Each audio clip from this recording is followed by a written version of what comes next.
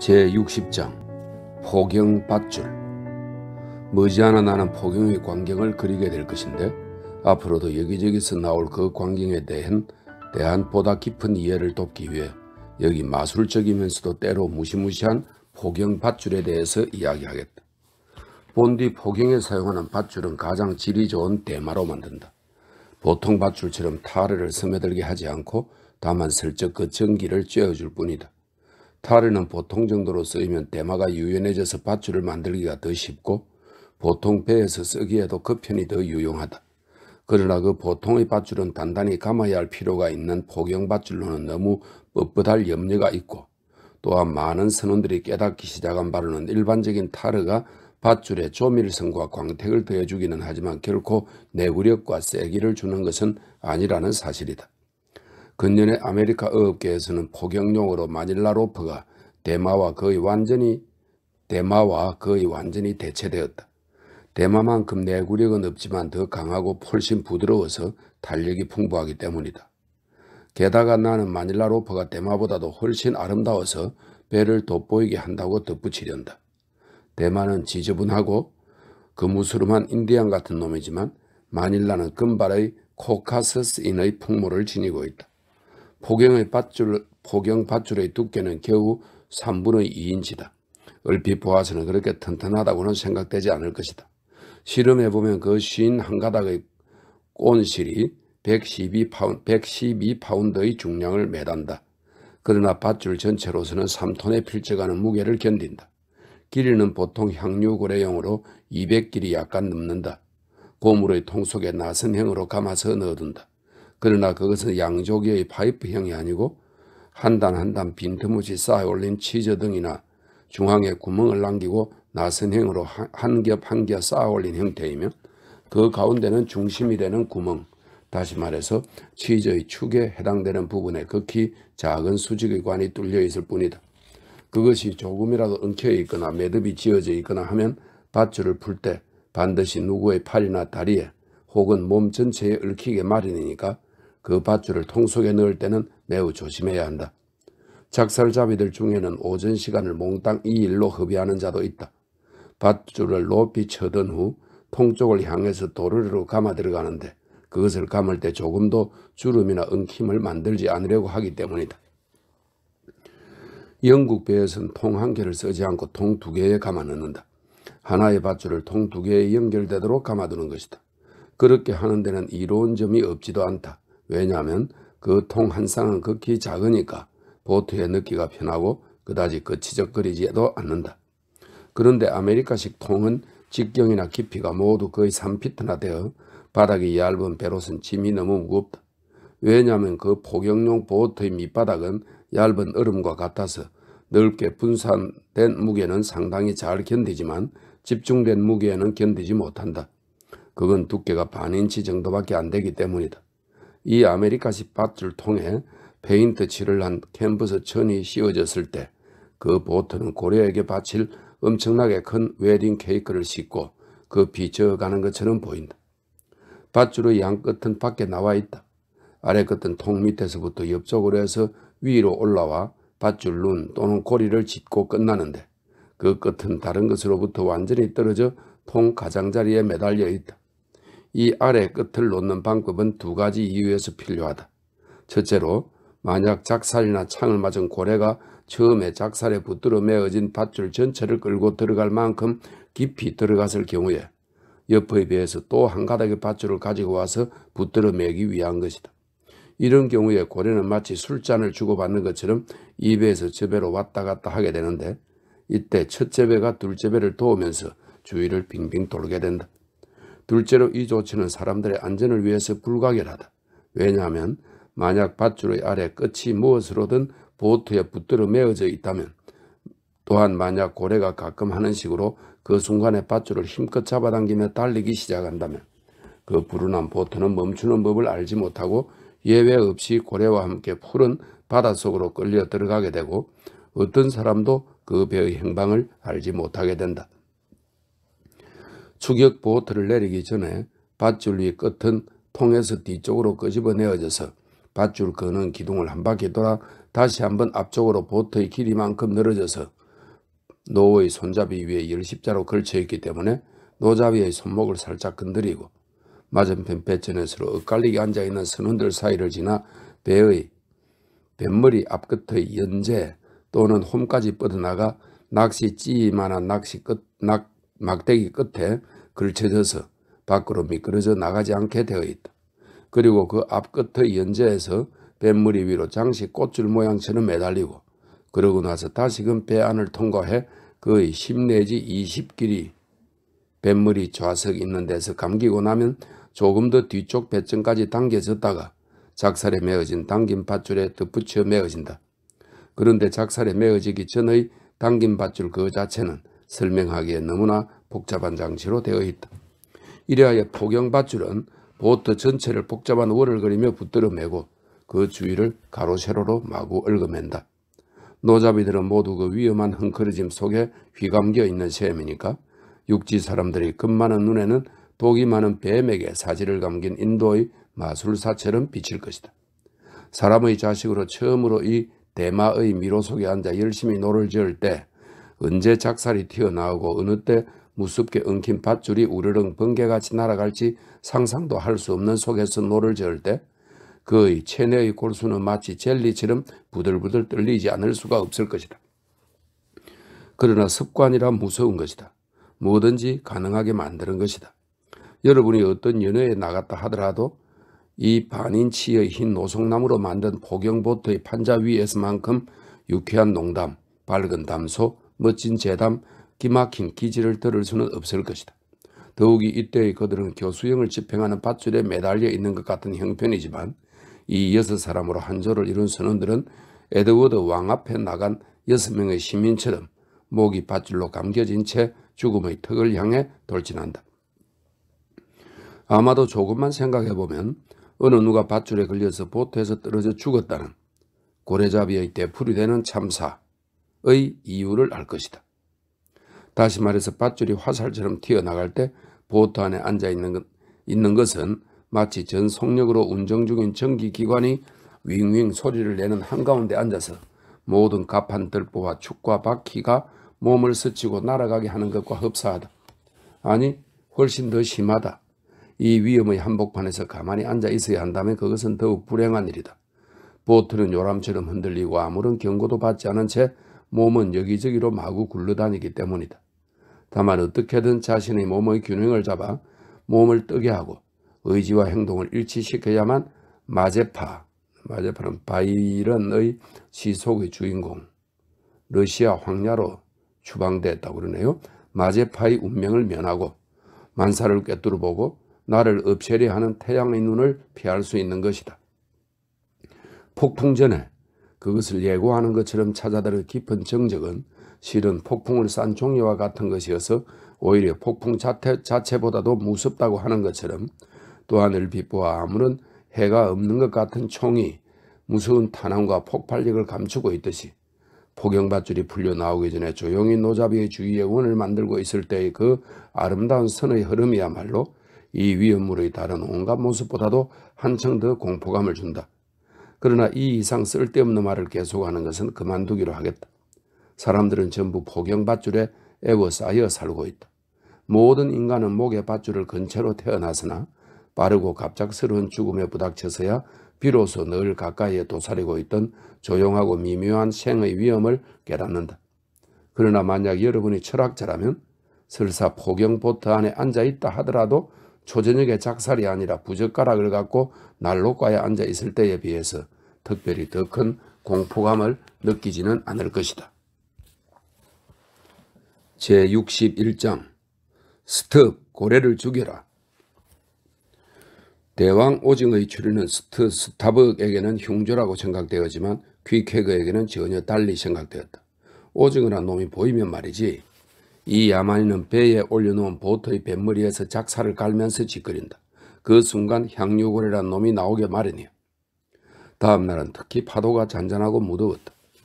피코도의 선원들은 특별히 할 일도 없었으므로 광막한 바다의 잠의 마력에 매혹되어서 때때로 졸음에 끌려 들어가곤 했다. 지금 우리가 항해하고 있는 이 인도양은 포경자들이 바쁜 어장이라고 부르는 곳이 아니다. 리오데라 플라타의 바다박 또는 페루의 근해 의장보다 돌고래, 바다 돼지, 날치 같은 거친 바다의 활동가들을 만나기 더욱 어려운 곳이다. 내가 앞 돛대 꼭대기의 망을 볼 차례가 되었다. 나는 축 늘어진 돛대 밧줄에 양어깨를 기대면서 몽환에 빠진 듯한 공중에서 멍하니 전후 좌우로 몸을 흔들고 있었다. 아무리 애를 써도 그 나태한 마음을 이길 수 없고 꿈꾸는 듯한 기분 속에서 온갖 의식이 녹아내리고 나중에는 영혼 그 자체가 내 몸에 빠져나가서 그저 내 몸뚱이만이 계속 흔들리고 있는 듯 했는데 그것은 처음에 움직이게 했던 힘이 사라져버린 뒤에도 언제까지나 흔들리는 시계 추와 같다고 할 수 있었다. 완전한 무아지경에 들어가기 직전에 나는 큰 돛대 꼭대기의 동료도 뒷돛대 꼭대기의 동료도 벌써 꾸벅꾸벅 졸고 있는 것을 보았다. 그러니까 우리 세 사람은 모두 둥근 돛대에 매달려 죽은 듯이 그네를 타고 있었던 것이며 또한 우리가 흔들리는 데 맞추어 아래에서는 키잡이가 끄덕끄덕 조르고 있었다. 파도까지도 나른한 몸부림으로 끄덕끄덕하고 정신을 잃은 황홀한 넓은 바다는 동쪽에서 서쪽을 향해서 끄덕끄덕, 태양은 사방을 향해서 끄덕끄덕하고 있었다. 갑자기 나의 감은 눈꺼풀 아래서 거품이 솟아오른 것 같았다. 바이스처럼 나의 양손은 돛대 밧줄을 꽉 쥐었다. 눈에 보이지 않는 자비의 힘이 나를 도운 것이다. 깜짝 놀라 나는 정신을 차렸다. 보라, 바람이 불어가는 쪽으로 불과 40길도 채 떨어지지 않은 가까운 곳에 거대한 향유고래가 뒤집힌 구나무의 동체처럼 엎치락뒤치락 하고 있고 이디오피아인의 피부처럼 윤기가 흐르는 넓은 등은 햇빛 속에서 거울처럼 반짝이고 있다. 태평스럽게 물길 사이로 떠돌고 이따금 조용히 전기 같은 물을 뿜어올리는 그 모습은 비대한 부르주아가 어느 따뜻한 날 오후에 파이프를 피우고 있는 것 같았다. 그러나 불쌍한 고래여, 그 파이프는 마지막이 될 것이다. 마법사의 지팡이로 얻어맞은 것처럼 졸고 있던 배도, 배 안에서 졸고 있던 선원들도 금방 잠에서 깨어 거대한 물고기가 유유히 규칙적으로 빛나는 물보라를 뿜어 올렸을 때 돛대 꼭대기에 3명이 외치대는 소리와 동시에 배 안의 여기저기에서 몇십 명인지도 모를 목소리가 소리쳤다. 보트를 내리라, 바람 부는 쪽으로. 에이허버가 고함을 치고 키잡이가 손잡이를 잡기도 전에 빠르게 달리가 손수 키를 조정했다. 선원들의 느닷없는 외침은 고래를 당황하게 한 것이 틀림없었다. 보트가 내려지기 전에 당당하게 몸체를 돌려 바람 불어가는 쪽을 향해 달아나려고 했다. 그러나 실로 유연하게 침착성을 갖고 헤엄치면서 물길도 그다지 일으키지 않는 것을 보면 사실은 당황하지 않았는지도 모른다고 에이허버는 생각하고 노는 쓰지 마라, 소곤소곤하는 소리 외에는 내지 마라 하고 명령을 내렸다. 그래서 우리는 온타리고의 인디언처럼 뱃전에 앉아 바람이 거의 없기 때문에 소리 안 나는 돛을 달지도 못한 채 묵묵히 작은 노로 저어갔다. 금방 미끄러지듯 가까이 쫓아간 우리 앞에서 괴물은 그 꼬리를 40피트나 높이 똑바로 공중에 축히 올렸는가 싶더니 파묻히는 탑처럼 가라앉아 숨어버리고 말았다. 여 꼬리가 숨었다 하는 외침이 들리자 이때 휴식이 허용되었기 때문에 스텝은 곧 성냥을 꺼내서 파이프에 불을 붙였다. 고래는 이윽고 바닷속으로 충분히 잠수한 뒤에 다시금 떠올랐다. 다른 어느 배보다도 스텝의 보트 앞에 가까이 나타났기 때문에 저놈은 바로 내 것이다 하고 그는 마음속으로 생각했다. 이제 고래가 추적자를 알아차린 것은 명백했다. 그러니까 세심하게 침묵을 지킨데도 이제는 아무런 의미가 없다. 작은 노는 버리고 큰 노가 심하게 움직이기 시작했다. 스텝은 여전히 파이프를 피우면서 자, 공격이다 하고 쾌활하게 모두를 격려했다. 그야말로 커다란 변화가 고래에게 나타났다.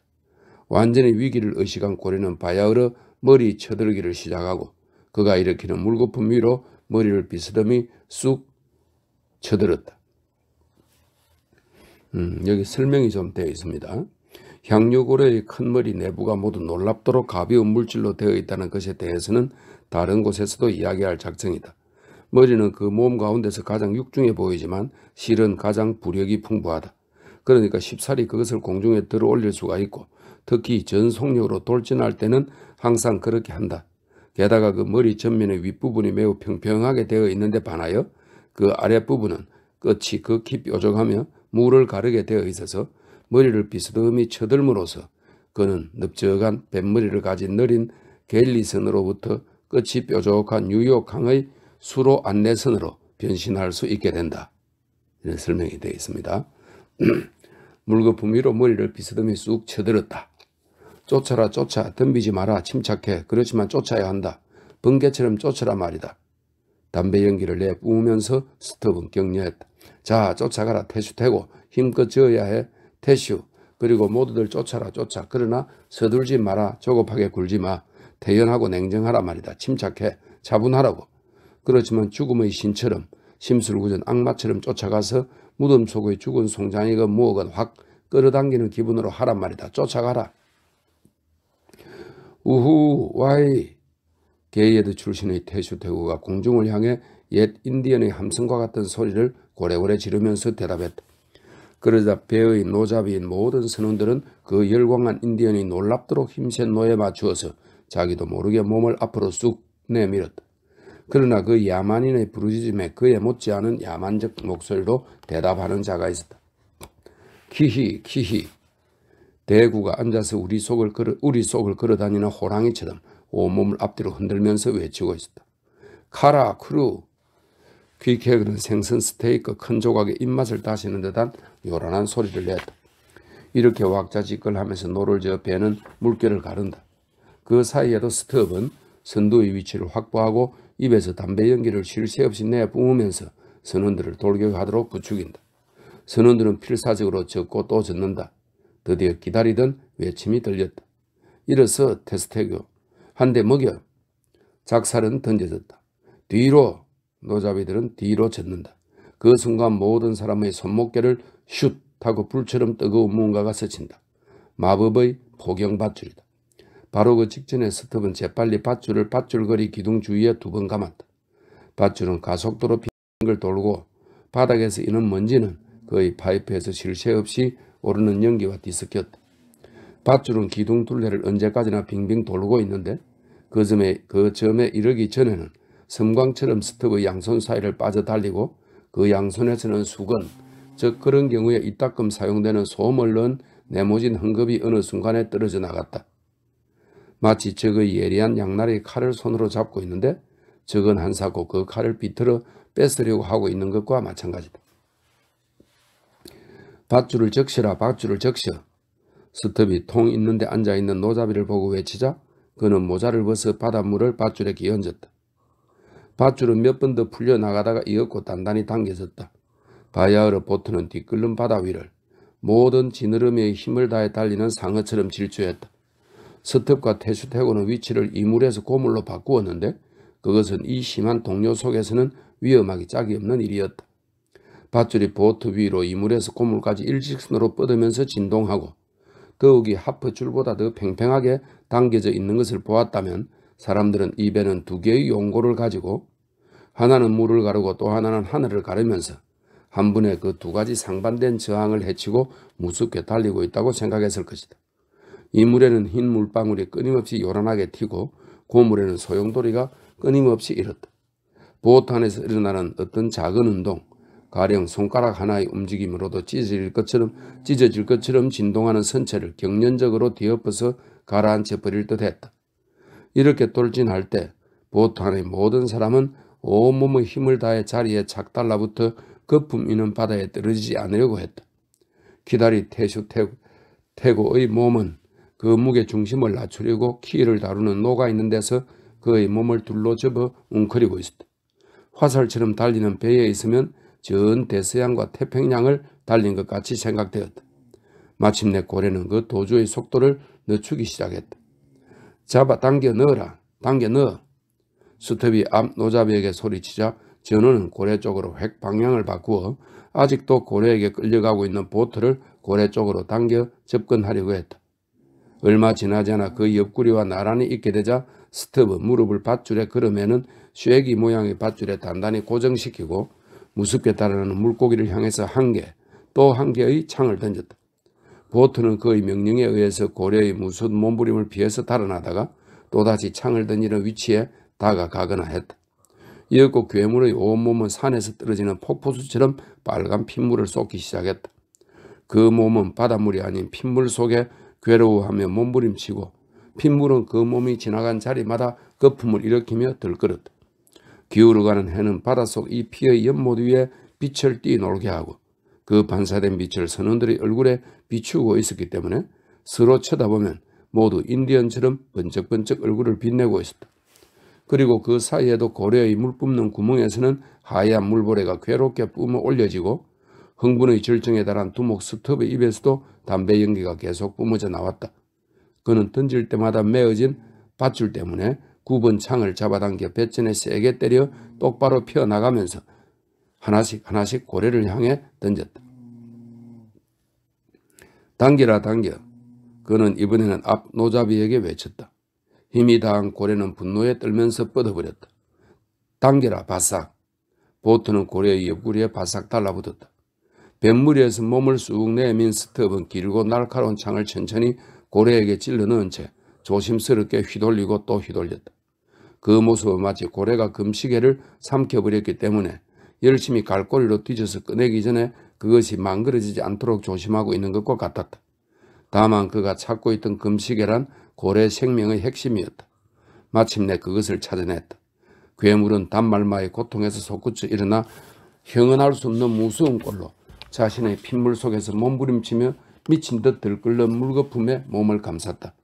위험했던 보트는 급히 뒤로 물러섰지만 그 광란의 어스름 속에서 투명한 일광 속으로 안간힘을 다하여 저어 나가기란 쉬운 일이 아니었다. 그러나 고래는 몸부림칠 힘도 떨어졌는지 다시금 눈앞에 떠올라서 엎치락뒤치락하며 번갈아 그 좌우의 옆구리를 보이고 경련적으로 물 뿜는 구멍을 늦추거나 팽팽하게 하거나 하면서 귀청을 찢는 것처럼 고통스러운 숨을 날카롭게 내뱉었다.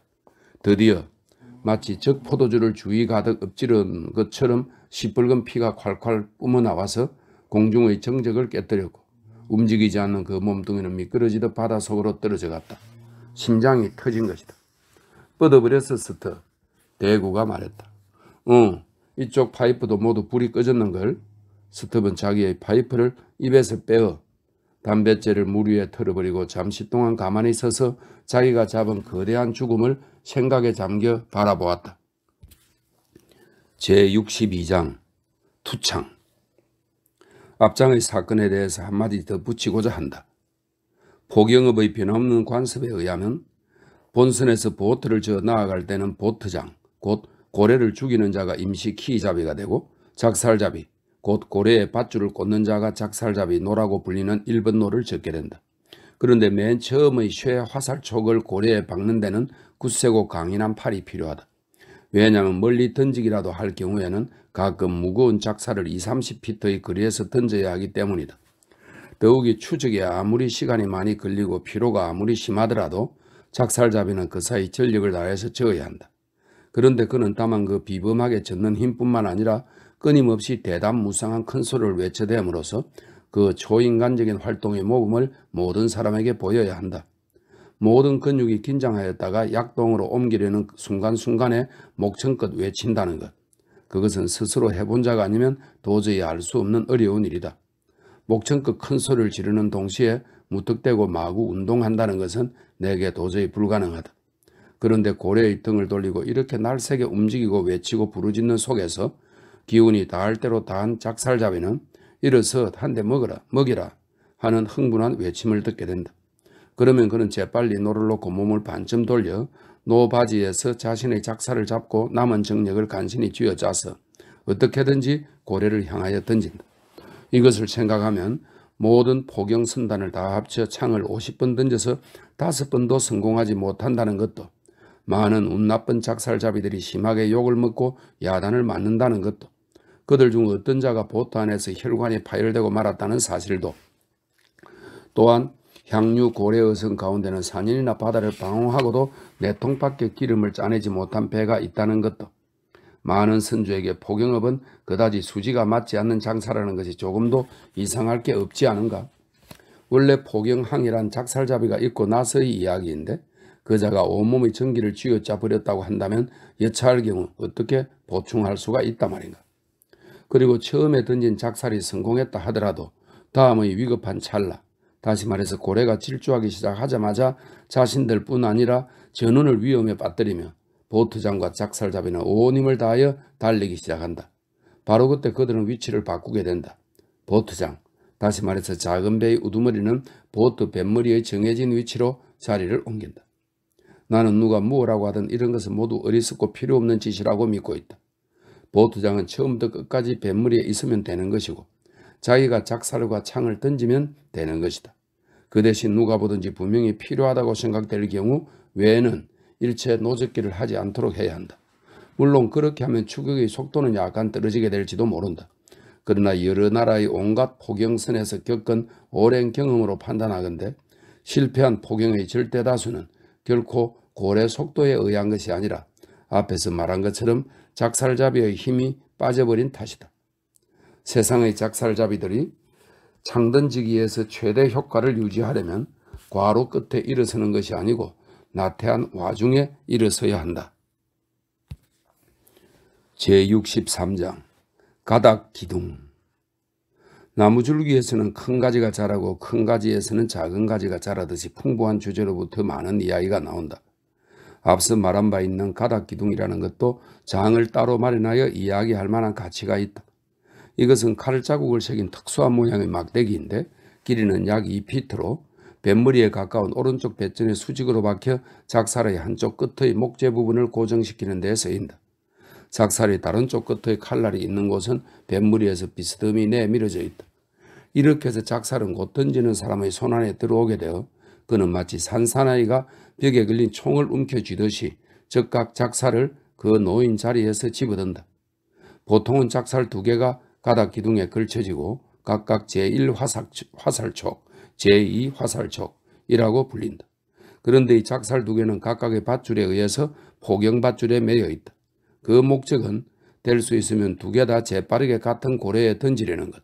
다시 말해서 고래를 끌어당길 때에 하나가 빠지더라도 다른 하나가 고래를 잡아두려는 것이다. 즉 기회를 2배로 늘리자는 것이다. 그러나 실제로 가끔 일어나는 일인데 고래가 제1작살을 받자마자 순간적인 충동에 의해서 광포하게 달리기 시작해서 작살잡이의 활동이 아무리 번갯불 같다고 하더라도 제2작살을 던질 수 없을 때가 있다. 그렇다 하더라도 이 제2작살은 이미 밧줄에 매여져 있고 밧줄은 달려나가고 있으므로 어찌 되었든 간에 보트에서 재빨리 던져버려야만 한다.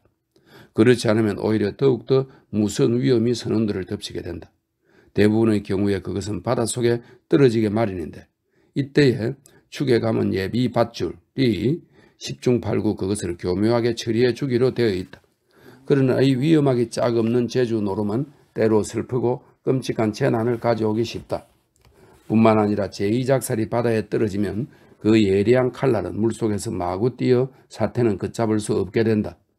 즉 고토와 고래 주위에서 뛰놀아 밧줄을 엉키게 하기도 하고 그것을 끊기도 하고 사방에 어처구니 없는 소란을 일으키기도 한다. 더욱이 대개의 경우에는 고래가 보기 좋게 잡혀서 죽게 되기 전에는 다시 진정되지 않는다. 그러니까 지금 보트 내측이 유달리 힘이 세고 활발하고 지혜가 풍부한 고래와 싸움을 하는 경우를 상상해보라. 고래가 안심할 수 없는 그러한 놈인데다가 이 대담한 모험에는 헤아릴 수 없이 많은 사고가 따르는 것이고 보면 8개나 10개의 제2작살이 동시에 그놈 몸에 매달려 날뛸 수도 있을 것이다. 왜냐하면 어느 배나 잘못 던져진 제1작살이 되돌아오지 못할 경우를 생각해서 여러 개의 작살을 밧줄에 매어 놓도록 준비하고 있기 때문이다. 이제까지 이야기한 여러 사실들은 이후에 나올 장면들에서 가장 중요하고 난해한 부분에 부닥칠 때 구체적인 이해를 돕게 될 것이다. 제64장 스톱의 저녁 식사. 스톱이 고래를 잡은 장소는 본선에서 상당히 떨어져 있었다. 물길이 잔잔했기 때문에 우리는 보트 세척을 나란히 하여 전리품을 천천히 피코도에 끌어가는 일에 착수했다. 그런데 선원 18명의 팔 36개와 손가락 180개를 모두 합하여 쭉 늘어진 그 죽음을 상대로 몇 시간이나 걸려 느릿느릿하게 일했으나 그 고래는 여전히 그 자리에 있는 듯 조금도 움직인 것 같지 않았다. 그러한 사실로도 우리가 끌려고 한 물체가 얼마나 거대한지를 알 수 있을 것이다. 중국의 항주 운하인지 무언지 하는 대운하에서는 뚝길에서 노동자 4~5명이 1시간에 1마일 속도로 짐을 잔뜩 실은 큰 정크를 끈다지만 우리가 끄는 그 선도 마치 납덩어리를 가득히 실은 것처럼 참으로 무겁게 천천히 움직였다. 어둠이 닥쳐왔다. 그러나 피코도의 큰 돛대에 상하로 켜놓은 3개의 등불이 희미하게 뱃길을 비추어 주어 가까이 가보니 에이허브는 몇 개의 각등 중의 하나를 뱃전에 내려놓고 있었다. 그는 아래 위로 흔들리고 있는 고래를 한동안 멍하니 바라보다가 밤이니까 잘 붙들어 메어두어라. 평소와 다를 바 없는 명령을 하며 각등을 선원에게 건네어 준 후 선실 안으로 걸어 들어가자 아침까지 2번 다시 모습을 나타내지 않았다. 고래를 쫓고 있을 때의 에이허브 선장은 평소의 활동성을 발휘했지만 고래가 죽고 나면 이렇다 할 이유도 없는 불만, 초조 또는 절망과 같은 기분에 시달리고 있는 것처럼 보였다. 고래의 시체를 보면 저 모비딕 놈이 아직 죽지 않았다는 생각이 새로워지고 또한 설사 다른 고래 1000마리가 배에 끌려온다 해도 자신의 웅대한 편집광적인 목적은 조금도 이루어진 게 아니라고 생각되는 모양이었다. 얼마 뒤에 피코도의 갑판에서 소리가 들렸는데 아마 전원이 이 깊은 바다에 닻을 내리려는 준비에 착수한 것이 명확했다. 무거운 쇠사슬이 갑판 위에 끌려 요란한 소리를 내며 뱃전 구멍에서 내려진다. 그러나 이 쇠사슬은 배가 아니라 거대한 죽음을 정박시키려는 것이다. 머리는 고물에, 꼬리는 이물에 붙들어 메어져 고래는 지금 그 시커먼 몸뚱이를 배에 찰싹 붙이고 누워있는데 하늘을 찌를 듯한 돛대며 밧줄을 보이지 않게 만드는 밤의 어둠 속에서 보노라니 그 배와 고래는 마주 붙들어 메어진 2마리의 거대한 황소로서 한 마리는 웅크리고 앉았고 한 마리는 서 있는 것 같았다.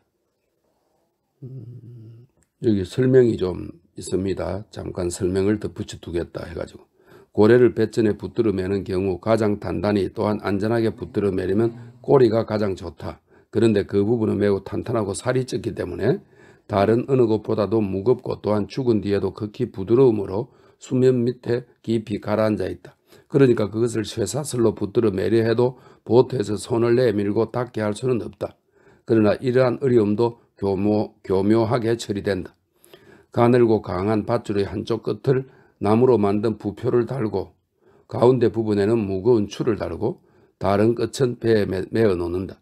훌륭한 솜씨에 의해서 나무 부표는 동체 저쪽 편에 뜨고 다시 말해서 고래를 한번 감는 게 되는 셈이니까 쇠사슬은 쉽게 그것을 따라 달리고 동체에 미끄러 떨어져서 마침내는 꼬리의 가장 가는 부분 곧 넓은 부분과 갈라진 부분의 연결점을 단단히 붙들어 매게 된다.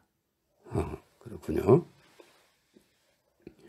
침울한 에이허브는 적어도 갑판 위에서 본 바로는 매우 평온한 것 같았다. 그러나 사람 좋은 2등 항해사 스톱은 승리감에 도취되어 기뻐서 어쩔 줄을 몰라하고 있었다.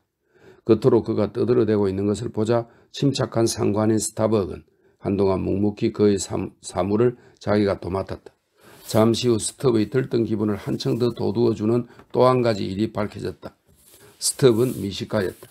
그는 이 미각을 돋우는 음식으로서 고래고기를 무척 즐겼다. 스테이크다 스테이크야. 자기 전에 스테이크를 먹어야 해. 이봐 대구 내려가서 꼬리를 조금 배워오게. 여기서 말해 두어야 하겠는데 이런 거친 성격의 어부들은 관습이나 군대식 불문율에 따라 적어도 그 항해의 결산을 분명하게 할 때까지는 이렇게 되어 있습니다. 군대식 불문율에 따라 적에게 전쟁 중의 비용을 부담하게 하지는 않는다. 그러나 때로 낸터키 사람 중에는 지금 스티브가 가리킨 향유고래의 특수한 부분, 곧 가늘어져가는 동체의 끝부분을 진짜로 좋아하는 사람도 있다. 한밤중에 스티브는 향유고래 기름으로 불을 켠 2개의 등잔 밑에 우뚝 서서 곱회를 식탁으로 삼아 그 향유고래의 요리를 먹어대기 시작했다. 아니 그날 밤 고래고기의 향연을 실컷 즐긴 자들은 스티브뿐만이 아니었다. 그가 고기를 씹는 소리에 맞추어서 수없이 많은 상어들이 어드득 소리를 내면서 죽은 거경 주위에 떼지어서 그 기름진 고기에 입맛을 다셨다. 뱀이 침대에서 자던 몇 사람은 그 심장에서 불과 몇 인치도 떨어지지 않은 곳에서 상어들이 날카롭게 뱃전을 꼬리로 치는 소리에 몇 번이나 눈을 떴다. 뱃전에서 들여다보면 그 상어들이 소리 정도가 아니라 음산한 검은 바다 속에서 뒹굴며 사람의 머리통만큼이나 큰 고래 고기 덩어리를 물어뜯으며 몸을 휙 데치는 것을 똑똑히 볼 수 있을 것이다. 이 상어의 특기는 기적적이라고 할 수밖에 없다. 아무리 보아도 이빨이 들어갈 것 같지도 않은 고래 가죽을 어떻게 이렇게 모양 좋게 입을 벌리고 물어뜯는지. 이것은 우주의 대섭리인 신비의 일부를 이루는 것이다. 그들이 고래에게 남기는 그 구멍은 목수가 나사못을 받기 위해서 뚫은 구멍과도 비길 수 있을 것이다. 처참하고 흉포하기 이를 데 없는 바다 위의 전투가 한창일 때에도 상어들은 황홀하게 가판을 올려다보며 피가 뚝뚝 흐르는 고기를 자르고 있는 식탁 주위를 어정거리는 굶주린 개처럼 바다에 던져지는 송장에 확 덤벼들 태세를 갖추고 있다. 가판 위에서 용맹스런 도살자들이 술이 달린 도금 식칼을 휘둘러 그들의 날고기를 식인종처럼 썰고 있을 때 상어떼들도 보석을 박은 듯한 입으로 식탁 밑의 송장고기를 서로 다투며 뜯어먹고 있다.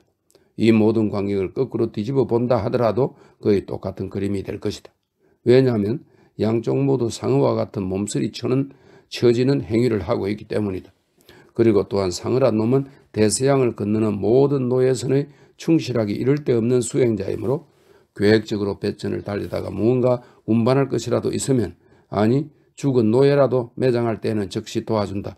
그 밖에도 그들이 실로 화기애애하게 모여들어 참으로 쾌활하게 향연을 베푸는 때와 장소, 기회 등에 관한 몇 가지 예를 들을 수 있지만 뭐니뭐니 해도 밤바다의 포경선에 메어진 죽은 향유고래의 경우만큼 많은 수가 나타나서 그토록 명랑쾌활한 정신을 발휘하는 것은 언제 어디서도 볼 수 없다. 그 광경을 보지 못한 여러분은 악마 숭배의 타당성이라든가 악마를 회유하는 방법에 대해서 이야기하고 판단하는 것은 그만두는 게 좋을 것이다. 그러나 지금 스톱은 그토록 가까이에서 벌어지고 있는 향연에서 상어들이 입맛 다시는 소리에 마음을 뺏기지도 않았고 또한 상어들도 그 미식가가 입맛 다시는 것에는 무관심했다. 요리사, 폴리스 영감 어디 갔지? 그는 좀 더 안정된 자세로 요리를 먹으려는 듯이 두 다리를 더욱 넓게 벌리고 서서 큰 소리를 지르는 동시에 창을 쓰는 것처럼 포크를 접시 위에 던졌다. 요리사, 요리사, 이리 나와. 금둥이 영감은 조금 전에도 터무니없는 시간에 따뜻한 잠자리에서 불리어 나왔었기 때문에 그다지 기분이 좋지 않았다.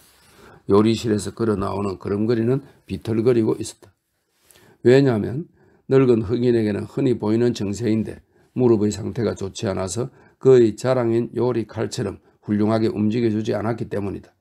그건 어쨌든 이 폴리스 영감이라고 불리는 늙은 끔둥이는 쇠고리를 두들겨 펴 조잡하게 만든 부젓가락으로 걸음을 거들면서 쩔룩거리며 다가와 명령에 따라 스톱의 반대쪽에 와서 멈추어 섰다. 그러고는 두 손을 앞으로 모아진 채 두 갈래로 벌어진 부젓가락에 몸을 기대고 굽은 등을 더욱 깊이 굽히면서 몸을 비스듬히 기울여 잘 들리는 쪽의 귀를 갖다 댔다. 요리사, 스톱은 약간 붉은 빛이 도는 고기를 재빨리 집어 올리면서 말했다. 자넨 이거 좀 너무 구웠다고 생각하지 않나? 자네는 이 스테이크를 너무 두들겼군 그래? 너무 연해서 못 쓰겠어. 언제나 내가 말하지 않던가? 고래고기 스테이크는 질겨야 맛있다고 말이야. 배 곁에 상어가 있지 않나? 저놈들도 질긴 날고기를 좋아한단 말이야. 저놈들 어째서 저렇게 떠드는 거야? 이봐 요리사, 저놈들에게로 가서 말하라고. 아무리 많이 먹어도 좋지만 얌전하게 적당히 하라고. 떠들지 말라고 해. 제기랄 내 목소리도 들리지 않을 정도군 그래? 좋아, 상어에게 말해주게. 자, 이 각등을 들고 상어에게 설교하고 오게나. 스톱은 선반에서 자기의 각등을 집었다. 무뚝뚝하게 각등을 받아들고 늙은 폴리스는 절룩거리면서 가판을 가로질러 배전으로 갔다. 모여든 군중들이 잘 보이도록 한 손으로 등불을 바다 위에 낮게 내리고 한 손으로 그 부젓가락을 엄숙하게 휘두르면서 배전에서 몸을 내밀고 입속으로 기어가는 목소리로 상어떼를 향해서 설교를 시작했다. 스톱은 뒤로 살그머니 다가가서 한마디도 놓치지 않고 들었다. 동료들 명령이다. 너무 그렇게 떠들지 마라. 알았느냐? 혓바닥을 낼름거리지 마라. 스톱 항해사님이 말씀하시는 거다. 배때기에 한껏 쳐넣는 것은 좋지만 제기랄 조용치 않을 텐가? 이봐 요리사. 스톱은 갑자기 어깨를 툭툭 치면서 그 설교에 끼어들었다. 이봐 멍텅구리 영감, 설교할 때 제기랄 같은 말을 하면 못 쓰는 거야. 죄인을 회개시킬 수 없단 말이야. 뭐라는 거요? 그렇다면 직접 설교하면 될 텐데. 요리사는 뚱해서 돌아가려 했다. 아니 좀 더 해. 그렇다면 사랑하는 여러분. 잘한다. 스톱은 고개를 끄덕이며 외쳤다. 놈들에게 가르쳐 주어라. 해봐. 폴리스가 계속했다. 너희들은 말이다. 다시 말해서 상어란 놈은 태어날 때부터 아귀처럼 고약하게 먹는데 말이다. 나는 말하겠는데 여러분 아귀 같은 짓은 이봐 꼬리를 펄떡거리지 마라. 그렇게 펄떡거리고 쩝쩝거리면 내가 하는 말이 안 들릴 것 아닌가 이놈들아. 요리사. 스톱은 상대의 목덜미를 웅겨쥐고 외쳤다. 욕을 하지 말라고 했잖아. 신사처럼 말하라 말이다. 설교는 다시 계속되었다. 여러분, 요란한 소리를 내는 건 나쁘다고 하지 않겠다. 그렇게 태어났으니까 하는 수 없지. 그러나 여러분의 저주받은 천성의 고삐라는 것을 걸지 않으면 안 된다는 것이 문제단 말이야. 너희들은 뭘 하고도 상어란 말이야. 그렇지만 너희들의 그 상어 근성의 고삐를 매기만 하면 너희들은 천사님이 될 수 있단 말이다. 이봐 형제들, 조금만 더 점잖게 그 고래에게 덤벼들지 않겠나? 옆에 있는 친구 입에서 고기 덩어리를 뺏지 않아도 될 것 아닌가? 어느 상어놈도 그 고래를 먹는다는 데 대해서는 같은 권리라는 것이 있단 말이다. 아니, 신께서도 알고 계시다. 너희들은 그 고래를 먹을 권리가 없을지도 몰라. 고래는 말이다. 너희들 것이 아니란 말이야. 너희들 가운데는 다른 놈보다 입이 큰 놈도 있을 거다. 그러나 입이 큰 놈은 배가 작을 수도 있겠지. 그러니까 입이 큰 놈은 기름진 살을 삼켜버리거나 하지 말고 물어 뜯고 나서도 약한 놈들에게 나누어 주어야 해. 약한 놈들은 밀고 젖히고 하는 바람에 고래를 묻어뜯을 수가 없단 말이야. 폴리스 영감 아주 잘했어. 스톱은 큰 소리로 말했다. 그야말로 기독교 정신이다. 좀 더 하게. 암만 해도 소용없어. 스톱씨. 이 저주받은 놈들은 밀고 젖히고 싸우는 걸 절대로 가만두지 않아. 말하는 걸 조금도 안 들어. 이런 심술궂은 놈들에게 설교한다는 건 도무지 소용이 없어. 배때기가 잔뜩 부르지 않으면 그만두지 않을 테고 놈들의 배때기는 밑이 없는 걸. 그러면 배때기가 부르면 어떨까? 역시 듣지 않아. 바다 밑으로 들어가 산호 속에서 푹 잠들어 버리고 말지. 도대체 사람의 말 같은 건 끝까지 귀에 먹히질 않아요. 제기랄, 나도 대체로 같은 의견이야. 축복이라도 내려주는 거야. 폴리스 영감. 나는 저녁 먹으러 갈 테니. 그러자 영감은 상어의 폭도들 위에 두 손을 내밀고 소리 높이 외쳤다. 저주받은 자들아, 멋대로 아기처럼 떠들어라. 아귀 배때기가 터지도록 쳐넣어서 그리고 뻗어버리라. 이젠 됐어. 그리고 스톱은 고패 위의 만찬으로 돌아갔다. 자네 아까처럼 여기에 서서 나를 바라보고 차렷 자세를 하고 있어. 차렷 말인가요? 폴리스는 지시된 자리에 부젓가락에 기대어 앞으로 꾸부정하게 섰다. 좋아. 열심히 고기를 씹으면서 스톱은 말했다. 나는 이제부터 이 스테이크 문제로 돌아가겠는데 우선 첫째로 자네는 도대체 몇 살인가? 그게 스테이크와 관계 있는 말인가요? 늙은 검둥이는 퉁명스럽게 대꾸했다. 시끄러워. 나이를 말해. 90살쯤이라고 하더군. 무뚝뚝하게 대답했다. 그러면 자네는 거의 100살 가깝게 이 세상에 살면서 고래고기 스테이크 요리하는 방법도 모른다는 말이군 그래? 여기까지 말하자. 그 질문의 계속이나 되는 것처럼 급하게 한 덩어리를 입속에 집어넣었다. 어디서 태어났나? 로노크 강, 버지니아 주의 강입니다. 로노크 강의 나룻배의 창구 뒤에서 났어. 배 안에서 나왔다고? 그거 참 희한하군. 그러나 난 자네가 어느 나라 태생인가 하는 것을 듣고 싶은 거야. 로노크 지역이라고 하지 않았어? 폴리스는 큰 소리로 날카롭게 말했다. 아니, 말하지 않았어. 내가 말하려고 하는 바는 요리사, 자네는 고향으로 돌아가서 다시 한번 태어나면 어떤가 하는 거야. 어쨌든 고래고기 스테이크도 할 줄 모르니까 말이야. 절대로 다시는 스테이크 따윈 굽지 않을 테요. 폴리스는 화가 나서 이렇게 부르짖고는 몸을 돌려 돌아가려고 했다. 이리 와. 자, 그 부젓가락을 내게 줘. 자, 이 스테이크를 조금 먹어봐. 그리고 이게 스테이크입니다 라고 할 수 있겠는지 대답해봐. 이봐, 안 먹어? 스톱은 부젓가락을 쑥 내밀면서 자, 먹어. 맛을 보란 말이야. 하고 말했다. 늙은 금둥이는 잠시 머뭇거리며 그 오그라든 입술에 대고 맛을 보더니 중얼거렸다. 난 이렇게 맛있는 스테이크는 먹어본 적이 없다오. 군침이 질질 흐른다는 건 바로 이런 걸 두고 하는 말이야. 이봐 요리사. 다시 몸을 고쳐 앉으면서 스톱은 말했다. 자네는 교회에 나가나? 케이프타운인가 하는 데서 한번 나간 적이 있어. 노인은 무뚝뚝하게 대답했다. 평생에 단 한 번 케이프타운에서 교회당에 들어가 본 거로군. 그래, 거기서 목사가 회중들에게 사랑하는 여러분 하는 걸 들었겠지? 그렇지? 요리사. 그런데 자네는 왜 조금 전에 그처럼 무서운 거짓말을 내게 했느냐 말이다. 스텝이 말했다. 자네는 도대체 어디로 갈 작정인가? 빨리 침대에 가고 싶소. 중얼대면서 그는 절반쯤 몸을 돌렸다. 멈춰. 움직이지 마. 자네가 죽었을 때 말이야. 무서운 질문일 테지만 자, 대답할 수 있다면 해봐. 이 넉다리 금둥이가 뻗어버리면 금둥이는 표정과 태도를 갑자기 바꾸면서 천천히 말했다. 자신이 어디로 가는 건 아니야. 고마운 천사님이 와서 데려가 주시는 거지. 데려간다고 어떻게 말이지?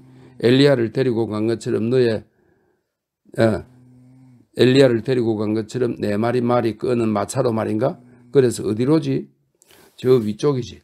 폴리스는 쇠막 지팡이를 머릿속에 꼿꼿이 쳐들고 지극히 엄숙하게 서 있었다.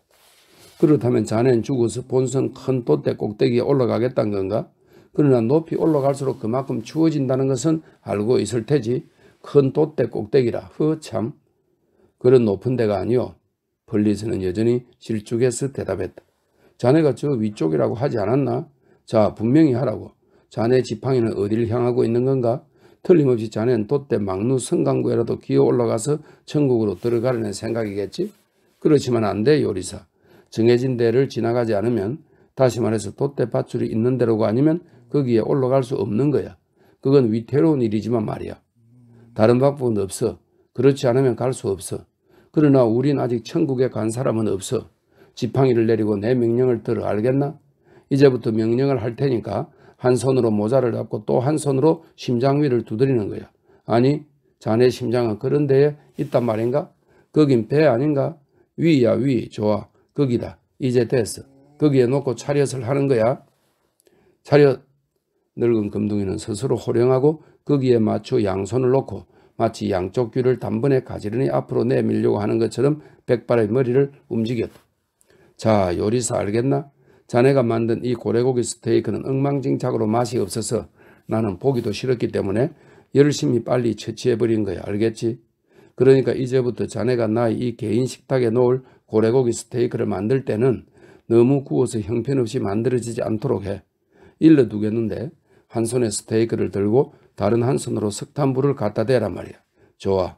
그러고 난 다음에 접시에 놓는다. 이렇게 말이야. 알겠나? 그리고 내일 일인데 우리가 고래를 처치할 때 자네는 잊지 말고 그 자리에 있다가 지느러미 끝쪽을 잘라서 초에 담그란 말이야. 그리고 끝이 뾰족하게 갈라진 꼬리는 소금에 절이는 거다. 자, 이젠 가도 좋아. 그러나 폴리스는 세 걸음도 채 가기 전에 다시 불려왔다. 이봐, 내일 불침범 때 커틀릿을 저녁 식사로 내와야 해. 들었나? 그럼 나가. 이봐, 멈춰. 가기 전에는 경례를 해야지. 아니, 멈춰. 아침 식사엔 고래 경단이다. 잊지 말게. 하나님, 저자가 고래를 먹지 말고 고래가 저자를 먹는 게 좋겠소. 난 아무래도 진짜 상어보다 저자가 훨씬 더 상어같이 보이는걸. 쩔룩거리며 돌아가면서 노인은 철학자처럼 한마디 내뱉고는 해먹으로 돌아가 다시 잠을 청했다.